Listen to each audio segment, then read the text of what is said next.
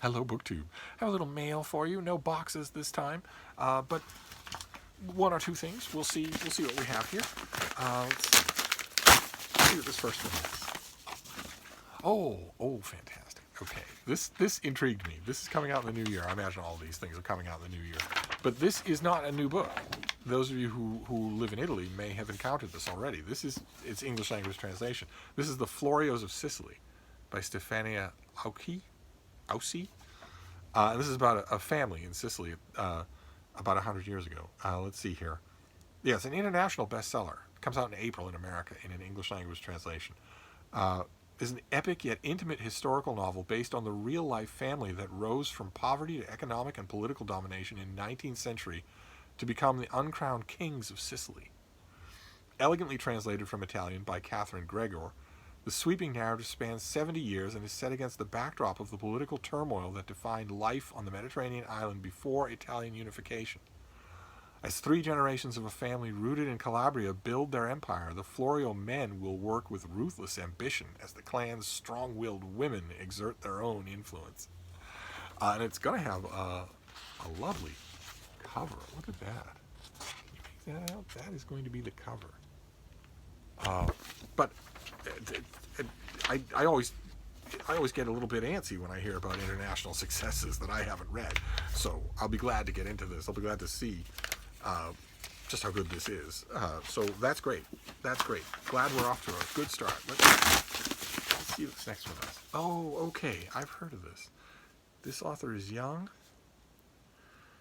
Yes, this is probably going to get reviewed fairly widely. This is January 7th, so this is coming up right around the corner. This is a novel by Chris McCormack called The Gimmicks. And despite the cover and the title, I believe this is about the Armenian genocide. Let's see here. Set in the waning years of the Cold War, under the shameful pall of Turkish denial of the Armenian genocide, Chris McCormack's deeply affecting debut novel, so this is his debut, follows two cousins from their home in Soviet Armenia to Southern California and into the contrasting worlds of militant extremism and professional wrestling. While one struggles to expose a violence that is real and denied, the other practices a violence that is publicly performed and popularly praised. Okay, so professional wrestling and the Armenian genocide, that is going to get reviewed everywhere. And the author, who is Armenian on his mother's side, is the winner of the Stonewall Book Award and finalist for the Binghamton University's John Gardner Fiction Book Award for his novel in stories Desert Boys. He counts among his literary supporters Claire Van Watkins, Britt Bennett, Karen Russell. Why do I care who his literary supporters are? What on earth is that supposed to mean? Are we going to rumble behind the gymnasium? I wonder about Desert Boys, though. That has a faint ring to it. And if it's a novel in stories, then how is this his debut? Okay, well I'll have to dig into that and see. I'll have to figure out. There might be some sort of shady accounting going on there. You can't have two debuts. Okay, doesn't matter if this is the 21st century. You can't have two debuts. But we'll see. We'll see. A novel in stories is still a novel. Well, anyway, let's see what this next one is. So we're 2 for 2 for fiction. Oh, all right, 3 for 3 for fiction, but this is, oh my, very good. I think we've seen this already. This is a double, I believe, but that's okay. That's fine by me. This is an April book. This is Who Speaks for the Damned by C.S. Harris. This is a Sebastian Sincere mystery, and these are terrific. I'm glad that they're looking really good. I noticed that this series just hasn't really catapulted to the top of people's lists of auto buys for historical mysteries, and it should be, because they're really, really good. So maybe this is a push on the part of Penguin to get these things to a broader audience. I certainly hope so. I'll do my part. So what have we got here? This is the 15th installment in the series. Don't need to know any of the others. You can just jump into these anywhere. And this is starring Sebastian Sincere and his wife, Hero Devlin. In this book, Sebastian attempts to solve the murder of a murderer one who everyone believes deserves nothing except to be forgotten. It is June 1814, and the royal families of Austria, Russia, and German states have gathered in London to celebrate the defeat of Napoleon. But their festivities are interrupted by the brutal murder of Nicholas Hayes, a disgraced British nobleman long thought dead.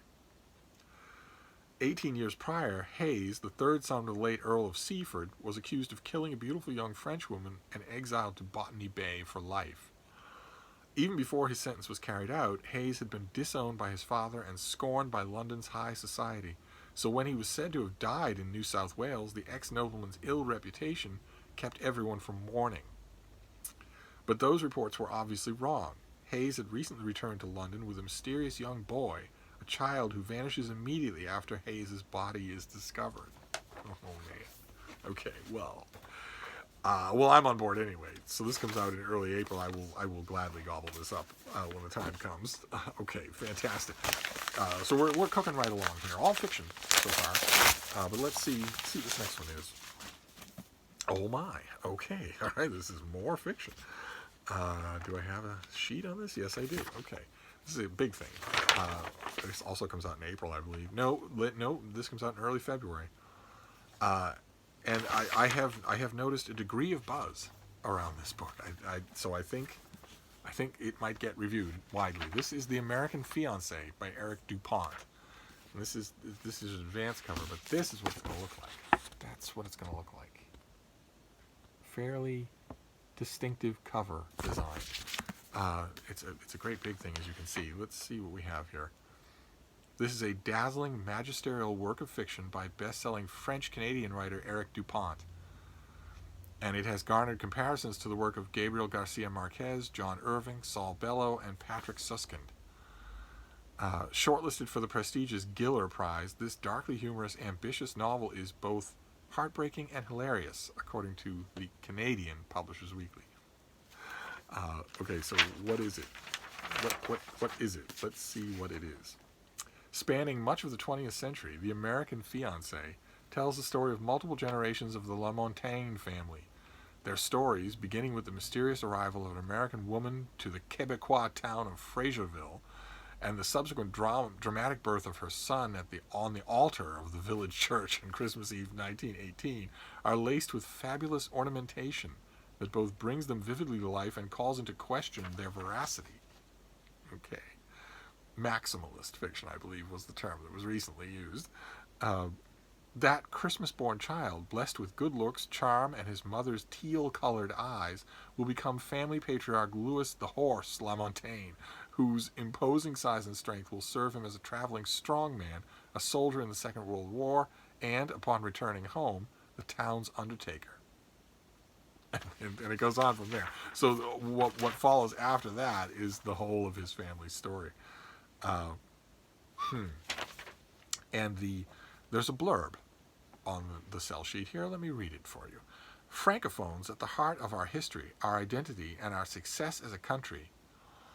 For centuries, Francophones have helped build the strong, inclusive Canada we know today, while Francophone voices have brought Canadian stories to the world. Thanks to writers like Eric Dupont, that's as true today as ever. The American Fiancé is a testament to the power of storytelling and the Canadians who bring that tradition to life. And that blurb is written by Justin Trudeau, Canada's super hottie Prime Minister. So you have free universal health care and you have a leader who reads. Okay. All right, great. No bitterness. No bitterness. No. Okay. All right. So early February. That's great. And then we have the last one here, the cardboard package. So maybe this mail haul will be shorter than usual, but that's okay because I did a comic book video the other day that was monstrously long, so that's not good. Okay. This is what have we got here? What, more? Good Lord. Okay, so this is an entirely fictional. This is an entirely fictional mail haul. It never happened. It's all made up. This is a January book, January 21st. This is by Alexander Weinstein, and it's called Universal Love. It's a collection of stories. What have we got here? Universal Love welcomes readers to a near future where our everyday technologies have fundamentally altered the possibilities and limits of how we love one another. In these gripping stories, a young boy tries to understand what keeps his father tethered to the drowned city they call home. A daughter gets to know her dead mother's hologram better than she ever knew her living mother. And at a time when unpleasant memories can be erased, a man undergoes electronic surgery to have his depression and his past forever removed. Okay. And the author he's the author of a book called Children of the New World, which was named a notable book of the year by the New York Times, NPR, and Electric Literature. Good for him. Wow. He is the recipient of a Sustainable Arts Foundation Award. What on earth does that mean? A Sustainable Arts Foundation Award? So he's a really good writer and he recycles? What does that mean? And his stories have been nominated for the Pushcart Prize and appeared in Best American Science Fiction and Fantasy and Best American Experimental Writing. He is the director of the Martha's Vineyard Institute of Creative Writing and a professor of creative writing at Siena Heights University. Well, now. Okay. If he is the director of the Martha's Vineyard Institute of Creative Writing, then I will review this book for the Martha's Vineyard Gazette. Seems only fair. So all of a sudden I'm intensely more interested in this thing than I was a minute ago. So this comes out in late January. Okay. I have, to put it mildly, the perfect venue for a review of this book. And the author has at least 1 foot firmly planted on the vineyard. So, okay, there we go. So we have Universal Love, stories by Alexander Weinstein. We have The American Fiancé by Eric Dupont, big, ambitious, maximalist fiction work. We have Who Speaks for the Damned by C.S. Harris. We have The Gimmicks by Chris McCormick, which may or may not be his fictional debut. And we have The Florios of Sicily by Stefania Auci. So there you go. It's a fictitious mail haul, but it's got some interesting stuff in it. So Steve is pleased. But I'm gonna clean up this mess. But I will see you soon. Thank you, BookTube.